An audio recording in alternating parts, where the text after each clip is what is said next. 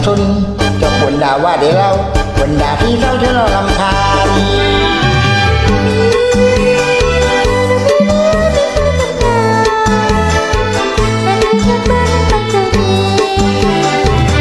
ทำพวกก็กูนี่ล้างจานก็กูนี่ซักผ้าก็กูนี่ที่ลาพี่น้องก็กูนี่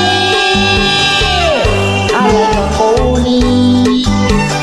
นั่งเมียก็ดีนั่งกินนอนกินอย่าไปเจอสิ้นให้สิ้นเมนกรร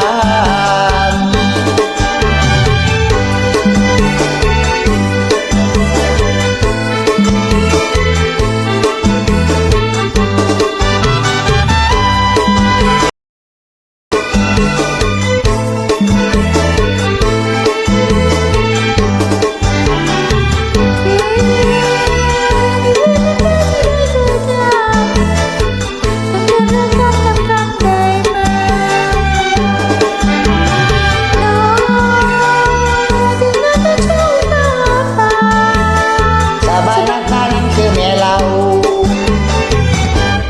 เจ้าไม่เคยสน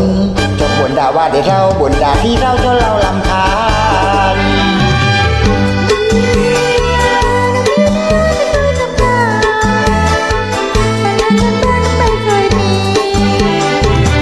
ทำพวกก็กูนี่ล้างจานก็กูนี่ซักผ้าก็กูนี่ที่ลาพี่น้องก็กู